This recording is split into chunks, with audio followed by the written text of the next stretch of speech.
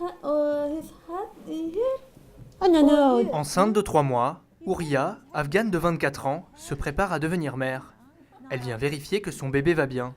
Laurence Péqueux de l'ONG Gynécologie sans frontières lui fait une échographie. Everything is okay. Yes, yes, yes. Everything is okay. Chaque vendredi, une dizaine de femmes viennent ici voir leur bébé. Ce cabinet éphémère est à peine à 100 mètres du bidonville, dans un refuge sécurisé où vivent près de 200 femmes et enfants. Depuis des semaines, l'Afghane tente clandestinement de monter dans un camion. Son but, accoucher en Angleterre. Donc, un comprimé par jour. Loin de son cabinet parisien, la gynécologue doit s'adapter à ses patientes particulières. On donne des vitamines systématiquement parce qu'on pense qu'elles sont carencées de toute façon et que ça leur fait du bien. Je ne pense pas qu'elles mangent énormément de viande. One. Ouria le promet, elle reviendra le mois prochain. Car ici, les femmes se déplacent volontiers. Mais dans le bidonville tout proche, elles sont plutôt discrètes. Pour les trouver, Laurence et les autres bénévoles sillonnent les allées et font du porte-à-porte. Dans cette recherche de patientes, l'interprète jordanienne Hanna Al-Rawajde est un intermédiaire, mais aussi une confidente.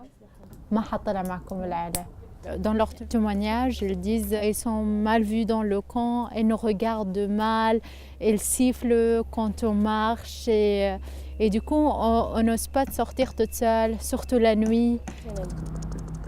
L'ONG suit plus de 40 femmes enceintes. L'une de ses missions, servir de lien avec les services de santé.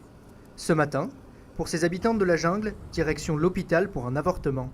Enceintes d'un compagnon rencontré dans le bidonville, ces deux femmes refusent d'élever un enfant dans ces conditions. Elles ont besoin du médecin pour l'enlever. Dans la salle d'attente, Laurence improvise un cours d'éducation sexuelle. Parce que ça, c'est contre le bébé, mais c'est contre toutes les maladies que le monsieur peut donner aussi. Interrompre leur grossesse, un choix difficile pour ces femmes. Une décision qu'elles ont prise en secret. Leurs amis ne sont pas au courant. Dernier rendez-vous de la journée, une consultation dans l'école.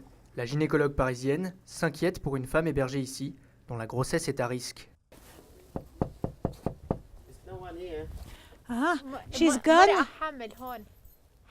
Elle est partie en Angleterre, elle est partie cette nuit et donc on ne pourra pas la voir aujourd'hui. Donc sa grossesse sera confiée à quelqu'un d'autre. Passage réussi pour cette future mère. Son enfant ira donc à l'école, en Angleterre.